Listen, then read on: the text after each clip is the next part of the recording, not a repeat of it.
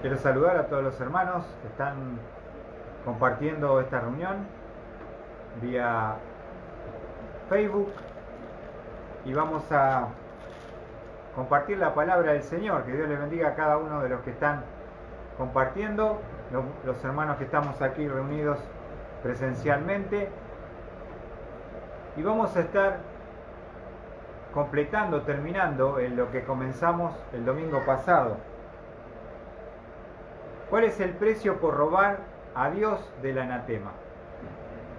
Dios había establecido Jericó, la ciudad, y todo lo que contenía era del Señor y para el Señor. Nadie podía tocar nada. Si alguien lo hacía, ya Dios había advertido en Josué 6:18, ya lo vimos, que si lo hacían iban a traer sobre el campamento de Israel maldición y desgracia. Y lamentablemente no obedecieron a lo que Dios había establecido. Ahora, quiero que prestemos atención a lo siguiente. Esta era la primer ciudad. La primer ciudad, el comienzo de una conquista por la fe. Qué importante cuando uno comienza algo es comenzarlo bien. Imagínense que comienza algo y ya comienzan robando, mintiendo, escondiendo. Por eso, Dios iba a tener una gran severidad y castigo contra aquel que había causado la derrota de Israel, había paralizado al líder de Dios, había muerto 36 israelitas contra los de Ai, y entonces van a comenzar en el versículo 16, capítulo 7, versículo 16, vamos a ver los pasos para quitar el anatema que estuvimos comenzando el domingo pasado. Y esto era encontrar al culpable. Dios, por supuesto, lo sabía, pero quería revelarlo al líder, a Josué, y al pueblo, que estaba entristecido por la derrota, por las muertes. Indudablemente que esto trajo un gran desánimo en el pueblo, en el líder. Entonces, vamos a ver, allí en el versículo 16, dice: y Josué se levantó muy de mañana e hizo acercar a Israel por tribus, y fue designada la tribu de Judá. Recuerdan que eran 12 las tribus, ¿no? Y primero debían presentarse por tribus. De las 12, el culpable se encontraba en la tribu de Judá. La tribu de Judá, lo primero que notamos es que de esta tribu estaba el culpable, en esta tribu. Y me interesa el aspecto de Josué. Versículo 16 dice: Josué se levantó muy de mañana. O sea, vemos la diligencia del líder para resolver un problema que está afectando al campamento de Israel, ¿no es cierto? Entonces vemos cómo Josué se levanta muy de mañana y va a hacer pasar a las tribus, y va a quedar seleccionada la tribu de Judá. Ahora, versículo 17: mandó acercar a las familias de Judá, y fue designada la familia de los de Sera, e hizo acercar a la familia de Sera hombre por hombre, y Zabdi fue designado. Acá vamos a ver cómo de la familia de Judá está la familia de Sera. Y después que fue designada la familia de Zera, hombre por hombre, va a aparecer Zabdi, el que va a ser designado. 18. Mandó a acercar su casa hombre por hombre, y fue designado Acán, hijo de Carmi, hijo de Zabdi, hijo de Zera, de la tribu de Judá. Aquí vamos a encontrar al culpable, al que robó, al que mintió y al que escondió. Y a veces hay periodos donde la iglesia también pasa estas situaciones, donde no hay victoria, donde no hay movimiento, donde no es un periodo para conquistar, sino es un periodo para santificar al pueblo, para tratar de buscar el pecado que puede estar afectando la vida del pueblo de Dios, la iglesia de Cristo. Y es algo que a nadie quiere hacer, es algo duro, difícil para un líder, pero es necesario. Así que Josué con diligencia temprano se levanta y comienza a pasar cada tribu, queda seleccionada la de Judá, las familias, hasta que llegan a Acán, que fue el responsable, hijo de Carmi, hijo de Zabdi, hijo de Zera, de la tribu de Judá. Ahora estaba estudiando, mis amados hermanos, y el que fue el que generó toda esta situación, que se llama Acán, el nombre de Acán, o Acán significa, escuchen bien, Acán significa atormentar, atribular, perturbar. ¿Ven? Atormentar, atribular, perturbador. Y va como anillo al dedo el nombre acá, porque eso es lo que va a generar sobre el pueblo de Israel. Y a veces pasa, ¿no?, que por culpa de uno es afectado el cuerpo,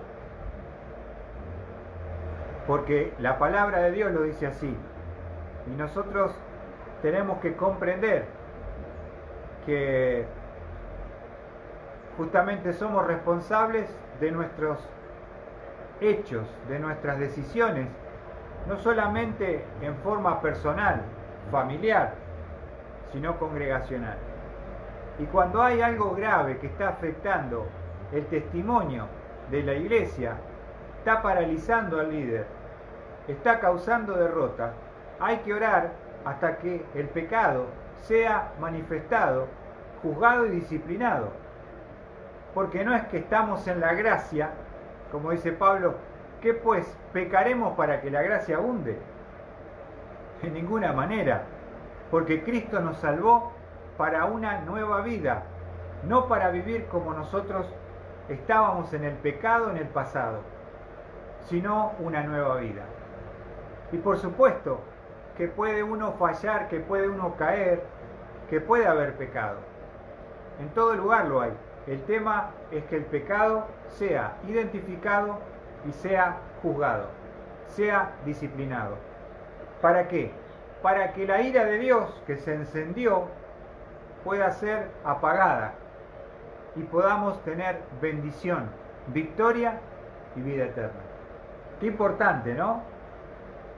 Y vamos a ver, entonces, Acán significa atormentar, atribular, perturbador. Y eso es lo que produjo en el pueblo de Israel. Podemos decir, cuando se va mencionando aquí,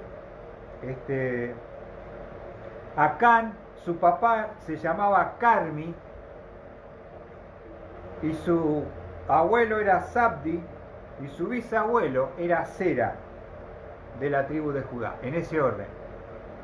Su bisabuelo, su abuelo, su padre, hasta que llegamos a Acab. Qué tristeza habrá sido para la familia, ¿no? Para el bisabuelo, para el abuelo, para el padre de Acab. porque seguramente que el padre tampoco sabría lo que había hecho su hijo. Pero ahí está aquel que ha perturbado y turbado a Israel. Ya ha sido identificado.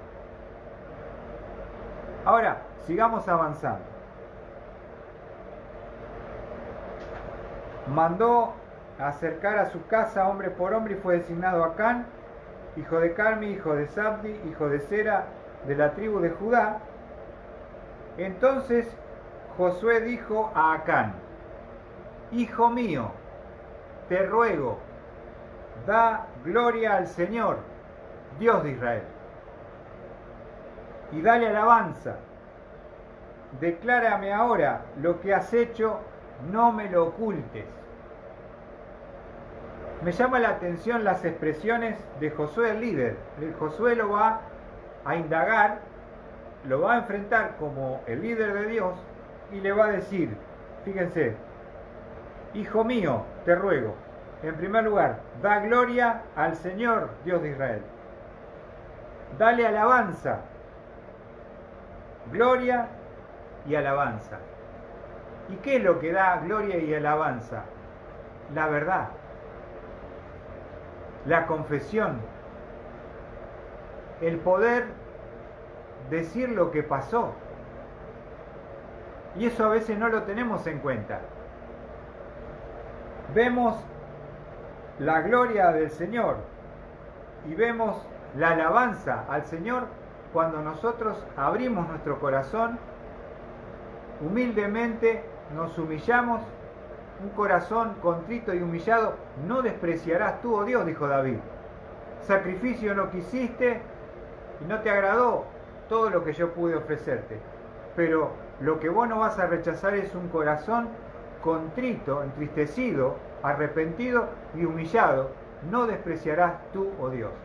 Le está pidiendo Josué que ya que hizo lo que hizo, la consecuencia que causó las muertes ya fueron, pero es tiempo de darle gloria, de darle alabanza. Lo coloca delante de la presencia de Dios y le dice, por favor, declárame ahora lo que has hecho, no me lo ocultes. Y lo oculto, lo vergonzoso, lo que escondemos, no da gloria, no da alabanza. La misma actitud debemos tener nosotros cuando nos presentamos delante de Dios. Porque nosotros pecamos todos los días, ¿no? Si decimos que no tenemos pecado, mentimos, dice Juan.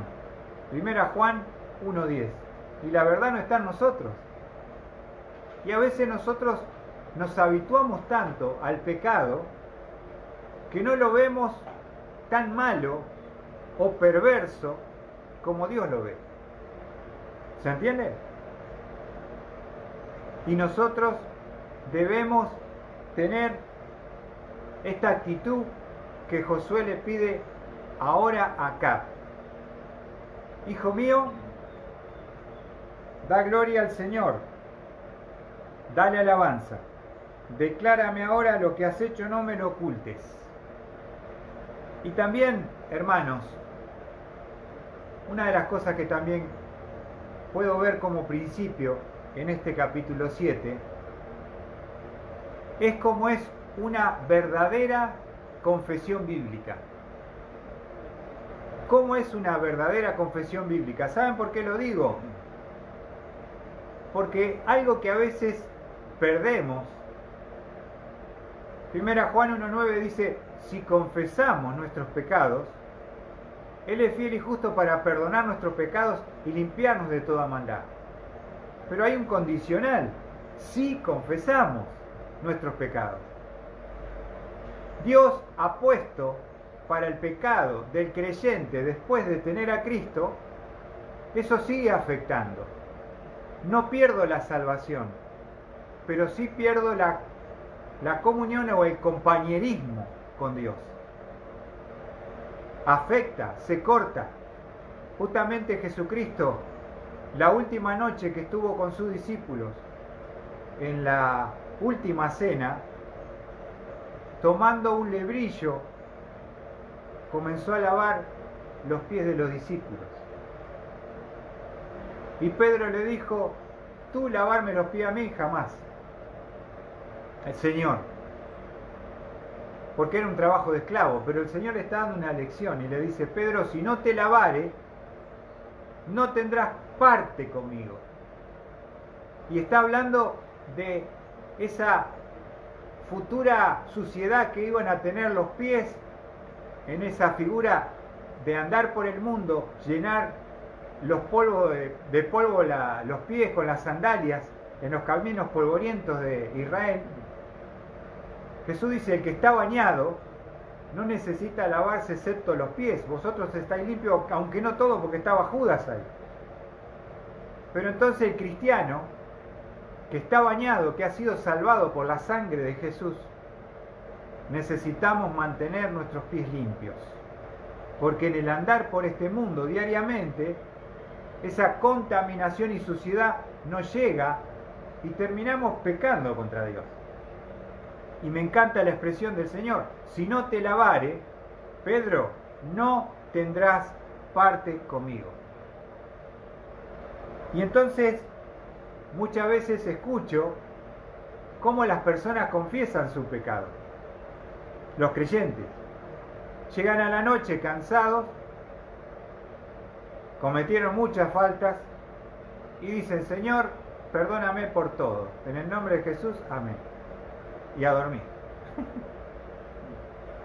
Entonces, por todo, ¿viste? Ya pedí por todo. Pedí por todo cuando me salvó Jesús. La confesión, justamente la palabra confesar en griego es homologeo, que significa decir lo mismo.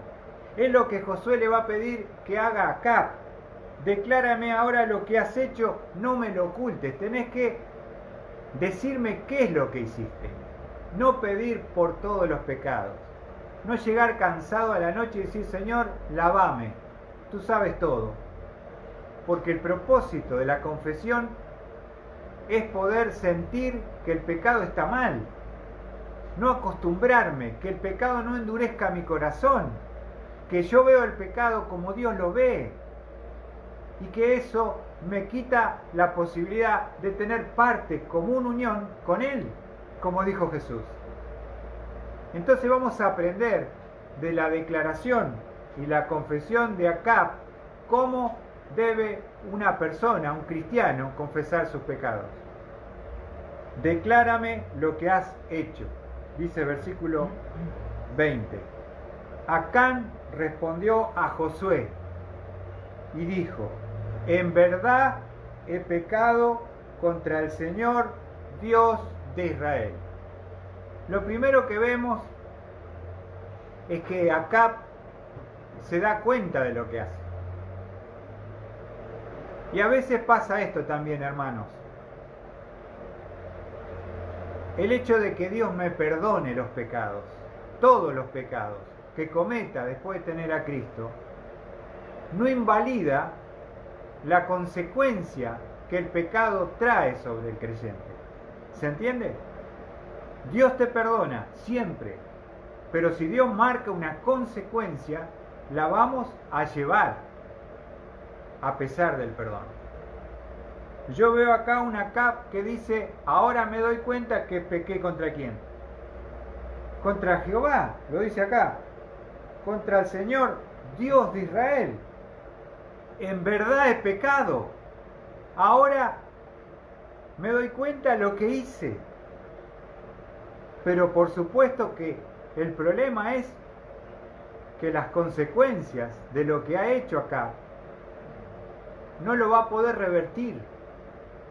Pero él, en primer lugar, está arrepentido.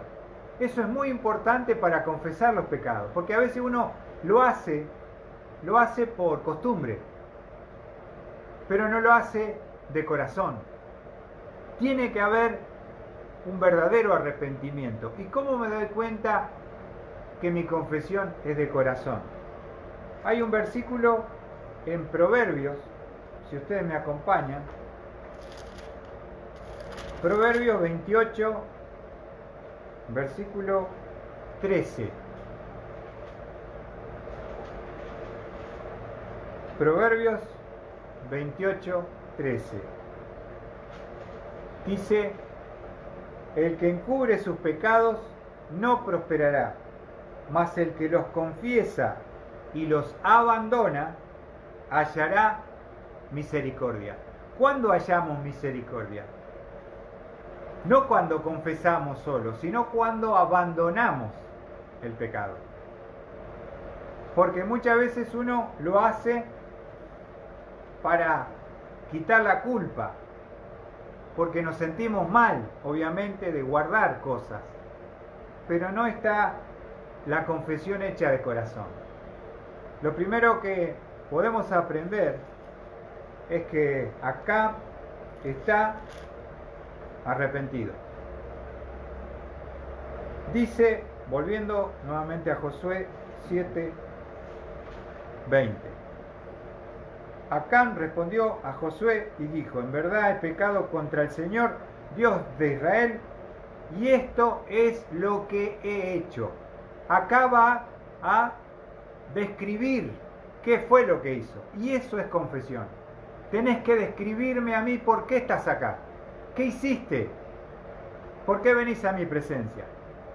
Cada cristiano que confiesa, Dios nos mira y dice, ¿qué hiciste? No, todos los pecados, perdóname por todo. Es como aquel que junta la basura y la tira abajo de la alfombra. No se ve, pero está abajo. La mugre está, hay que quitarla. Y les digo la verdad, increíble que muchas veces uno falla en lo básico, como es la confesión de pecados. Y hay gente que no sabe cómo se confiesan los pecados. Y muchas veces uno se acostumbra, automatizado, a pedir perdón por arribita, sin decir lo que ha hecho. Dice, esto es lo que he hecho. Fíjense la descripción de su pecado. Cuando vi entre el botín un hermoso manto de Sinar y 200 siclos de plata y una barra de oro de 50 siclos, los codicié y los tomé, y he aquí están escondidos en la tierra dentro de mi tienda con la plata debajo. ¿Cómo va a describir lo que hizo acá? Fíjense, dice, vi entre el botín un hermoso manto de Sinar, 200 siclos de plata y una barra de oro de 50 siclos de peso. Así que se robó un manto de Sinar, plata, 2,800 kilos más o menos, y una barra de oro, que no sabemos el peso, pero era algo bastante pesado y muy valioso. ¿Dónde está la falla?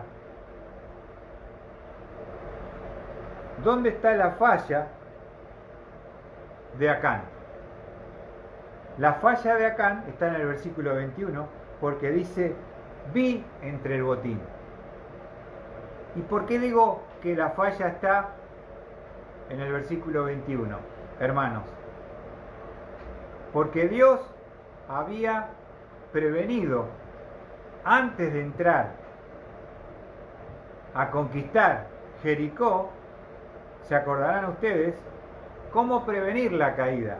Veamos en Josué 6, versículo 5, Josué 6:5,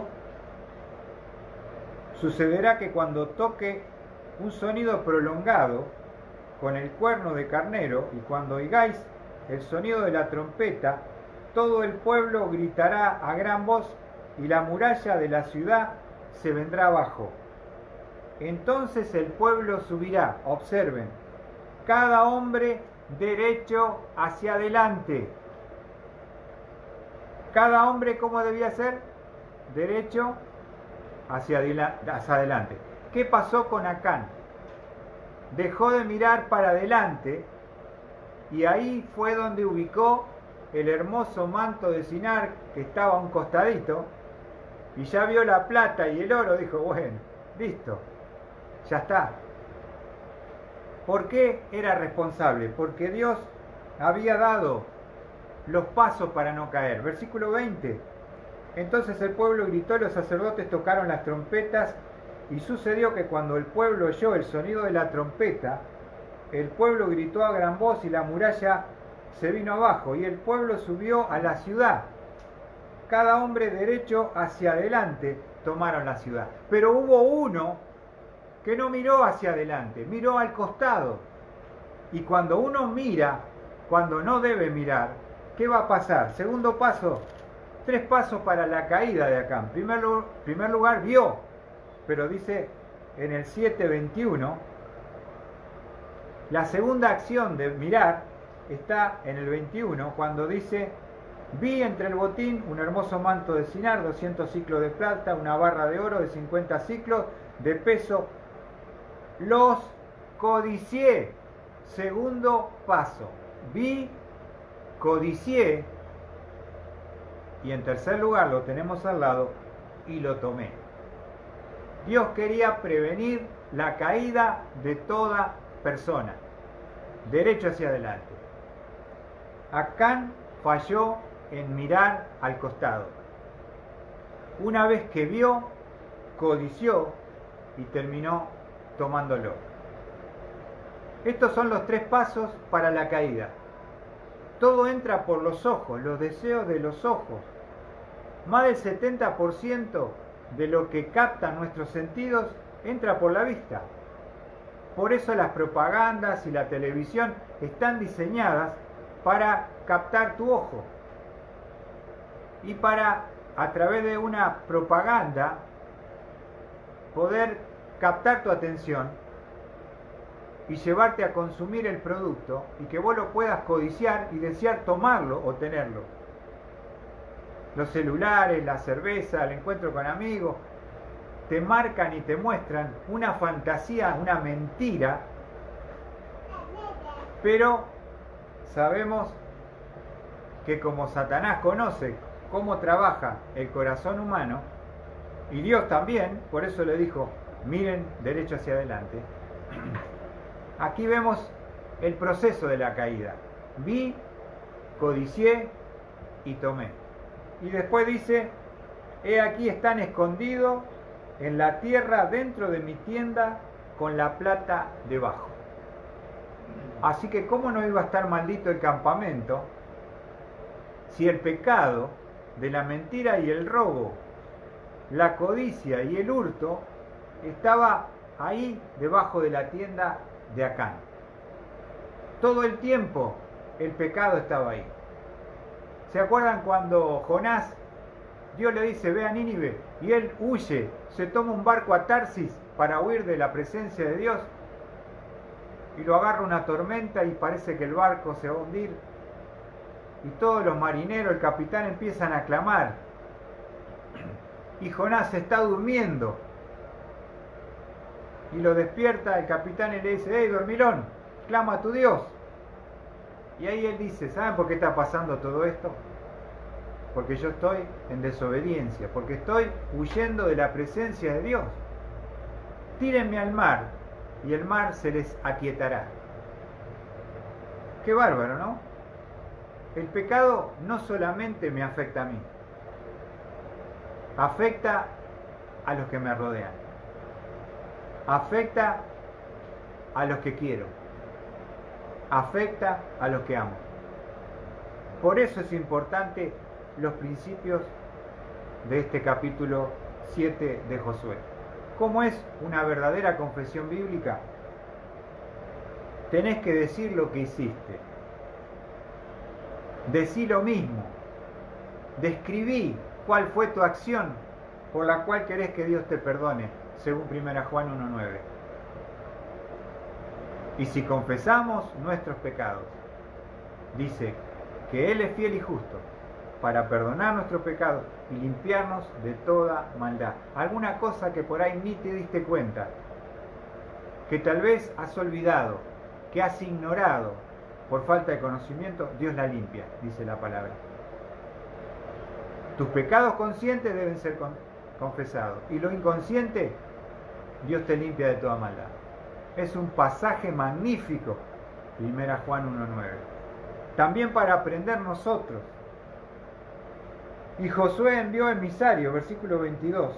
Fueron corriendo a la tienda, y he aquí que el manto estaba escondido en la tienda con la plata debajo. Ahora encuentran todos los elementos, y ahora va a venir cómo es la paga por su pecado. Hemos visto los pasos para quitar el anatema, proclamando la verdad por Acab, 19 al 21, y ahora al 22 al 26, la paga por su pecado.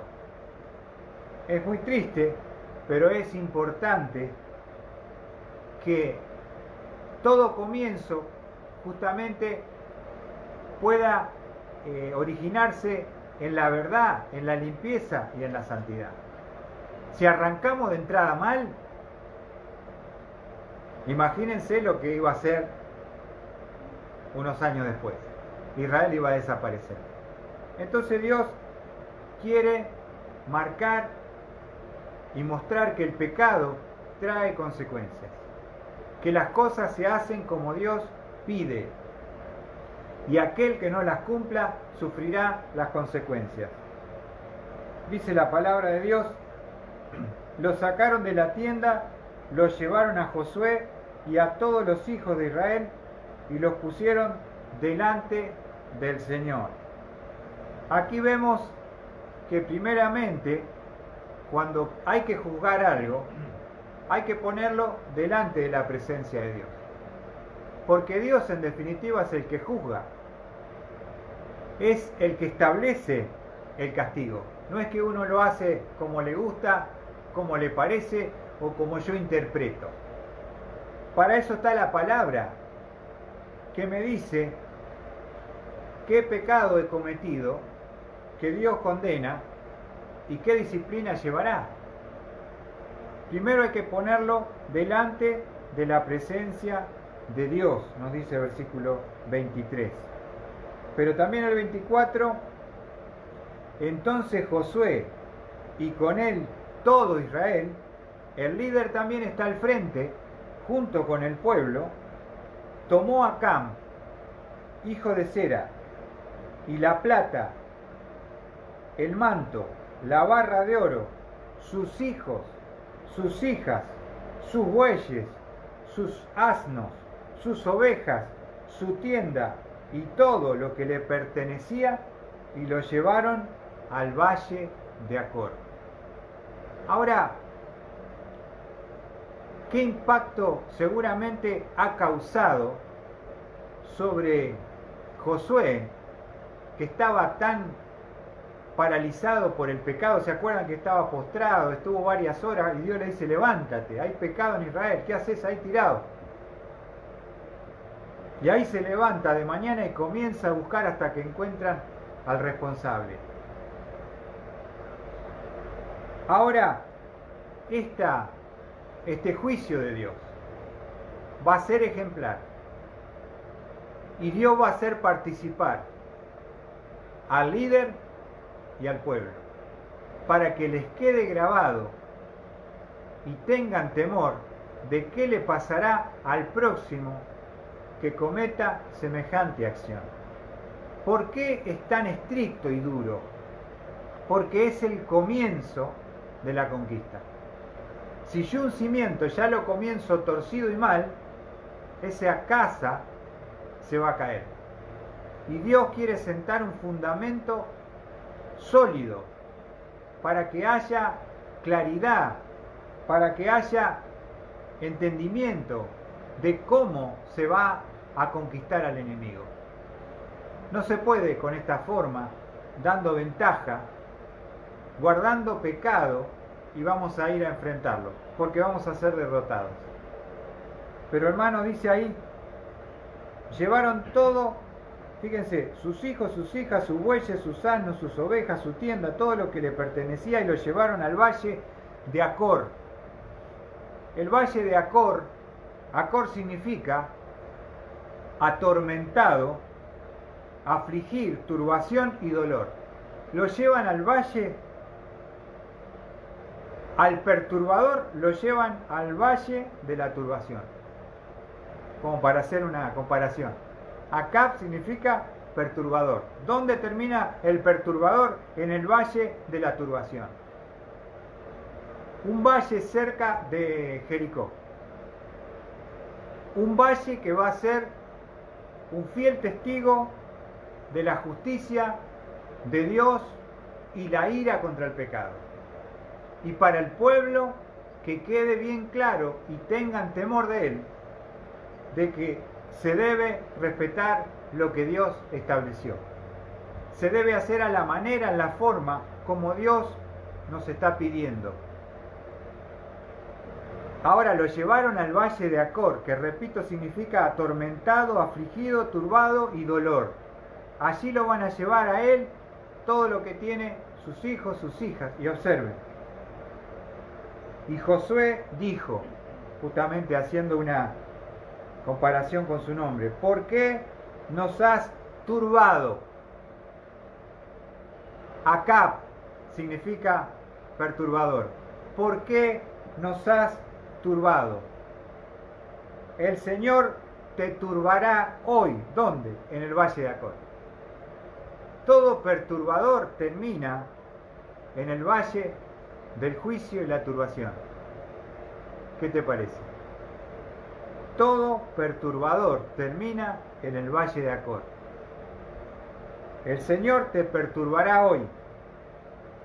Y todo Israel, observen, todo Israel, todos participaron, los apedreó y los quemaron después de haberlos apedreado. Dios hizo participar al pueblo del juzgamiento con piedras. ¿Se acuerdan que cuando Jesús estaba ya en el Nuevo Testamento, le trajeron una mujer sorprendida en el mismo acto del adulterio? La tiraron delante de Jesús, que estaba escribiendo en tierra, y le dice: Moisés nos mandó a apedrear a esta mujer, ¿tú pues qué dices? Venían con las piedritas ya listo para liquidar a la mujer. No estaba el hombre, eran los dos que habían adulterado. El hombre no estaba, trajeron a la mujer nomás, entre paréntesis. Pero las piedras se seguían usando en el Nuevo Testamento. Inclusive actualmente hay lugares en el Medio Oriente que todavía se apedrean a las personas. La otra vuelta había un apedreamiento de una persona que había cometido una acción bastante grave y los mataron a pedrada. Una muerte terrible, espantosa, dolorosa, te va rompiendo la nariz, la boca, los ojos, te va moliendo hasta que morís de una forma horrible.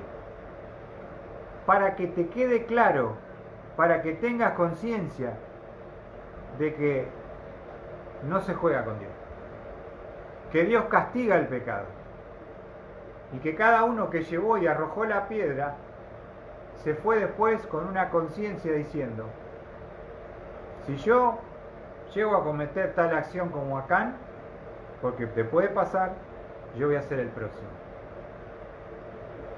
¿No? Entonces vemos allí la paga por su pecado. Fueron apedreados y quemados. Pero por último, fíjense, versículo 26. Levantaron sobre él, después ya muerto y quemado, un gran montón de piedras que permanecen hasta hoy. Ahora, las piedras, ¿para qué están allí? Sepultados sobre las piedras y un montón de piedras. En el valle de Acor, ¿para qué?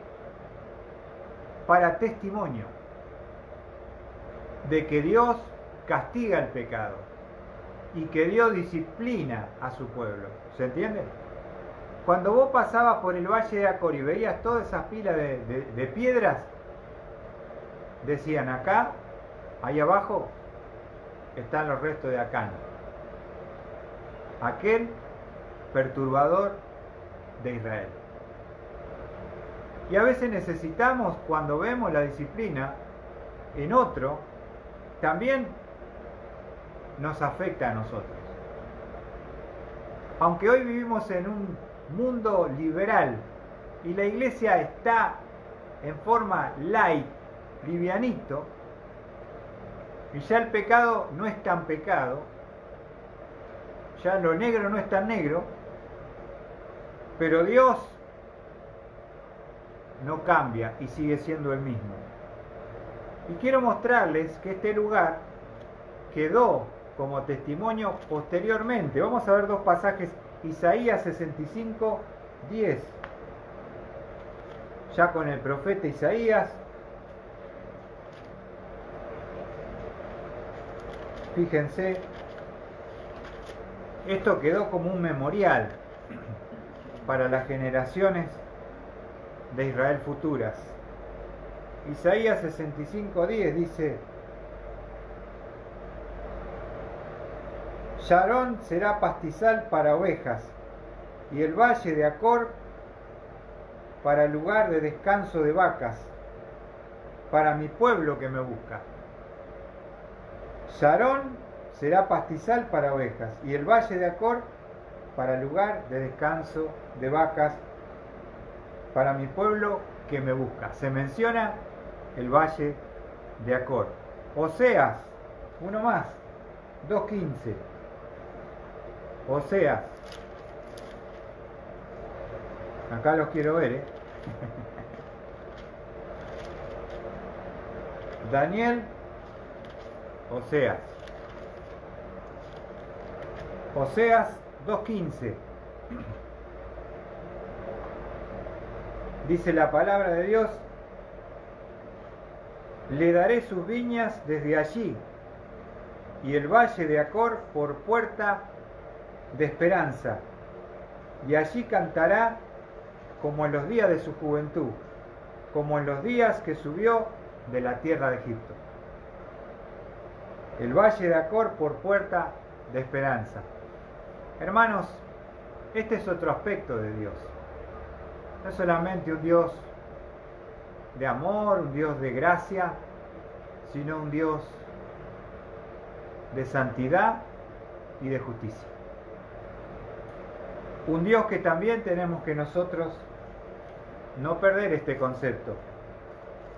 Y les muestro algo porque alguno dirá: che Luis, pero vos estás en el Antiguo Testamento.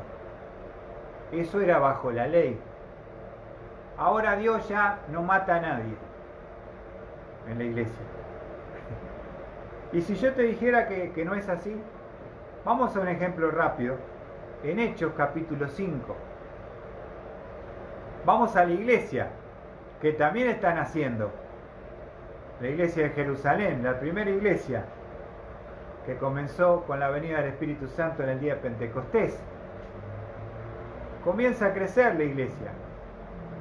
Y ahí, cuando crece la iglesia, hay un matrimonio que va a cometer un pecado de apariencia, incitado por el mismo Satanás, siendo cristianos. Y vamos a ver, Hechos 5, versículo 1. Pero cierto hombre llamado Ananías, con Zafira su mujer, vendió una propiedad y se quedó con parte del precio, sabiéndolo también su mujer, y trayendo la otra parte, la puso a los pies de los apóstoles. En definitiva, ¿qué hicieron? Vendieron el terreno en $10.000.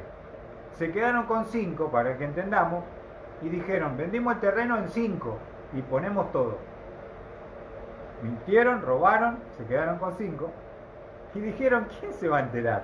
Quedamos como Duque, quedamos como Bernabé, que había donado un campo en el capítulo 4. Viste que cuando uno hace algo, el otro también quiere imitar, quiere que hablen de él, pero con mentira y no de corazón, engañando.